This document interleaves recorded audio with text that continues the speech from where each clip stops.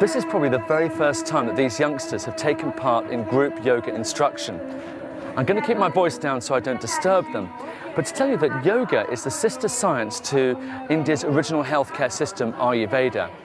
In the Hindu spiritual text, the purpose of yoga is to attain inner peace and a greater and closer relationship to God.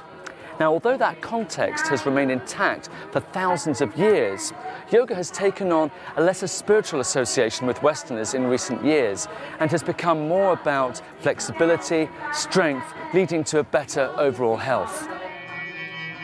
Ayurveda began in India around 5000 BC and was documented in the sacred Hindu texts called Vedas, which are believed to be the oldest writings in the world. The healing art of yoga was described in these Vedas. Ayurveda, yoga, Jyotish, which we call astrology, or the destiny of humanity, these are all related. They all derived from the ancient knowledge texts called the Vedas. So they're all part of that movement. And yoga has always been transmitted by word of mouth, person to person. Health, according to Ayurveda, is not merely the absence of disease, but the optimal functioning of body, mind and spirit. Yoga therapy provides valuable tools to help achieve this optimization and promote overall well-being.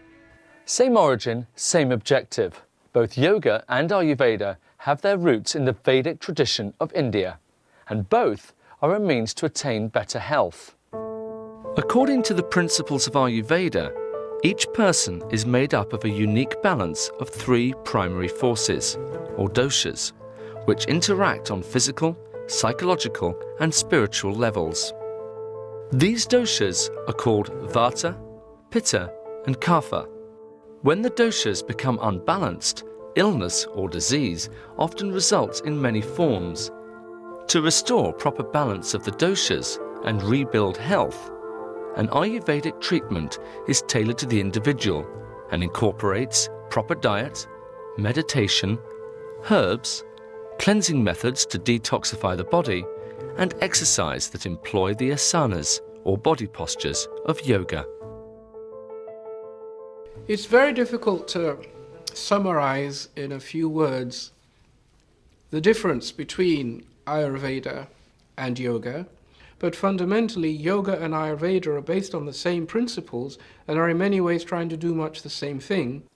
As with many ancient therapies and disciplines, the practice of yoga was not documented in written form until long after its inception. Indications of its use were discovered in the Indus Valley Civilization, a highly developed society in northern India that dates back to 3000 BC. The word yoga first appears in one of their oldest and most sacred texts, the Rig Veda. According to our tradition, certain higher souls were born and they came down on earth to guide us. And they started this movement of yoga. So they came down from the higher states of consciousness or higher realms or dimensions, and they gave these yogic methods to the beings of that time so that their spiritual evolution could be accelerated.